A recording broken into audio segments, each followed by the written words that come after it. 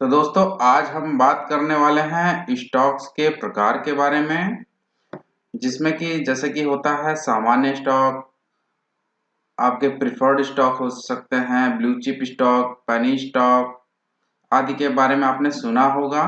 तो इसी टॉपिक पे आज के इस वीडियो में हम चर्चा करेंगे कि स्टॉक कितने प्रकार के होते हैं, कौन कौन से हो सकते हैं। तो चलिए, जब शेयर बाजार में निवेश करने की बात आती है तो उपलब्ध विभिन्न प्रकार के स्टॉक को समझना इम्पोर्टेंट है। यहाँ कुछ सबसे सामान्य प्रकार के स्टॉक हैं जिनका आप सामना कर सकते हैं। जैसे कि फर्स्ट नंबर पे आता है सामान्य स्टॉक या फिर कॉमन स्टॉक। यह सबसे कॉमन प्रकार के स्टॉक हैं जो कंपनियां जारी करती हैं। जब आप सामान्य स्टॉक खरीदते हैं तो आप कंपनी में एक हिस्से के मालिक होते हैं और इसके लाभ के एक हिस्से के हकदार होते हैं और शेयर धारक बैठकों में कंपनी के लिए महत्वपूर्ण निर्णयों पर वोट देने का अधिकार आपके पास होता है। सेकंड नंबर पे आते हैं आपके प्रिफर्ड स्टॉक या पसंदीदा स्टॉक। पसंदीदा स्टॉक एक प्रकार का स्टॉक है जो दिवालियेपन की स्थिति में निवेशकों को लाभांश और कंपनी की संपत्ति के मामले में सामान्य स्टॉक होल्डर पर प्राथमिकता देता है। हालांकि पसंदीदा स्टॉक होल्डर्स के पास आमतौर पर वोटिंग का अधिकार नहीं होता है। थर्ड नंबर पे आ जाते हैं ब्लू चिप स्टॉक्स। ये अच्छी तरह से स्थापित वित्तीय रूप से स्थिर कंपनियों के स्टॉक हैं जो स्थिर विकास और विश्वसनीय लाभांश के लंबे इतिहास के साथ हैं। ब्लू चिप स्टॉक उदाहरणों में जो लॉन्ग टाइम से आपकी कंपनियां चली आ रही हैं, जैसे कि रिलायंस हो गया, HUL हो गया, TCS हो गया, इस टाइप के स्टॉक्स शामिल हैं। पेनी स्टॉक क्या होते हैं? तो ये छोटी कंपनियों के कम कीमत वाले स्टॉक होते हैं जो अक्सर ओवर द काउंटर बाजारों में कारोबार करते हैं। पेनी स्टॉक बहुत ही अस्थिर और जोखिम भरे होते हैं, लेकिन वो उच्च रिटर्न की संभावना भी पेश कर सकते हैं। और पेनी स्टॉक उन शेयरों को कहा जाता है जिनकी वैल्यू सिंगल डिजिट में होती है। उन स्टॉक्स को पेनी स्टॉक के से आप पहचान सकते हैं अगर आप शेयर मार्केट में काम करते हैं। ठीक है, उसके बाद आ जाते हैं हम ग्रोथ स्टॉक्स में। ये उन कंपनियों के स्टॉक होते हैं जिनके ओवरऑल मार्केट की तुलना में तेज दर से बढ़ने की उम्मीद होती है, जबकि वे जोखिम भरे हो सकते हैं। ग्रोथ स्टॉक भी उच्च रिटर्न देने की क्षमता प्रदान करते हैं, लेकिन ये पेनी स्टॉक से इसलिए डिफरेंस है क्योंकि ग्रोथ स्टॉक में पोटेंशियल के साथ साथ ये स्थिर कंपनियां भी होती हैं, काफी जानी मानी कंपनियां होती हैं। इनकी बैलेंस शीट वगैरह, फंडामेंटल्स वगैरह काफी अच्छे होते हैं पेनी स्टॉक की अपेक्षा।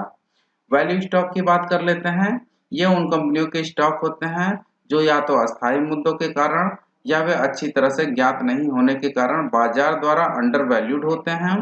वैल्यू स्टॉक उच्च रिटर्न की क्षमता की पेशकश कर सकते हैं यदि बाजार अंततः उनके वास्तविक मूल्य को पहचानता है।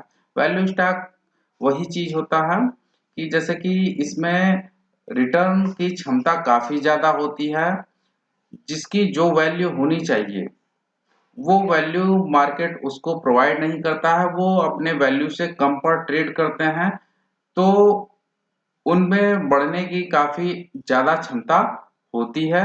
तो वो वैल्यूज स्टॉक होते हैं। वैल्यू स्टॉक को भी अगर आप शेयर मार्केट से जुड़े हैं तो वैल्यू स्टॉक पर भी आपको ध्यान देना चाहिए। और इसमें जो है कि आपके जोखिम कुछ हद तक पेनी स्टॉक से कम होता है। इनकम स्टॉक्स ये उन कंपनियों के स्टॉक होते हैं जो अपने शेयर धारकों को उच्च लाभांश देते हैं। आय स्टॉक उन निवेशकों के लिए अच्छा विकल्प हो सकता है जो आय के एक स्थिर प्रवाह की तलाश में हो। और इनकम स्टॉक वो होते हैं जैसे कि कुछ कंपनियां डिविडेंड वगैरह देती हैं, मोटा डिविडेंड देती हैं, जैसे कि PSUs कंपनी की बात कर लेते हैं। वो अच्छा डिविडेंड देती हैं, लेकिन उनके जो है स्टॉक प्राइस में वो वृद्धि नहीं देखने को मिलती है जो कि अदर कंपनियों के स्टॉक्स में देखने को मिलती है। लेकिन ये जो है अपने शेयर धारकों को अच्छा खासा डिविडेंड प्रोवाइड करते हैं जो कि आपके नॉर्मल FD या से ज्यादा हो सकते हैं। ठीक है, और यह ध्यान रखना महत्वपूर्ण है कि इस प्रकार के प्रत्येक स्टॉक के अपने अद्वितीय जोखिम और संभावित पुरस्कार हैं। किसी भी प्रकार के स्टॉक में निवेश करने से पहले अपना शोध करना और इसमें शामिल जोखिमों को समझना काफी इम्पोर्टेंट होता है।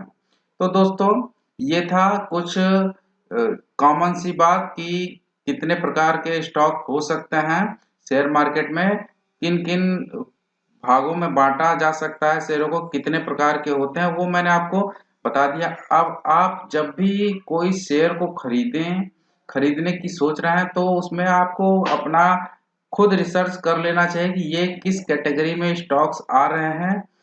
लेकिन जैसे कि हम बात करते हैं ग्रोथ स्टॉक या वैल्यू स्टॉक, इनकम स्टॉक, तो जब भी आप पोर्टफोलियो बनाएं तो अपने पोर्टफोलियो को डाइवर्सिफाइड करके आपको रखना पड़ेगा। तो इसमें से आपको हर तरह के स्टॉक्स को अगर आप शामिल करते हैं तो आपके जोखिम की संभावना कम हो जाती है, लेकिन जो आपका बढ़ने की संभावना है या उच्च रिटर्न की संभावना है वो बढ़ जाती है। ठीक है दोस्तों, तो दोस्तों अगर आपको हमारा वीडियो पसंद आया तो इसे लाइक कीजिए, अपने दोस्तों के साथ ज़्यादा से ज़्यादा शेयर कीजिए, और दोस्तों कोई क्वेरी हो, कोई सजेशन हो तो आप हमें कमेंट बॉक्स में पूछ सकते हैं, और हमारे चैनल को सब्सक्राइब करना बिल्कुल भी मत भूलिएगा। तो दोस्तों आज के लिए इतना ही, धन्यवाद।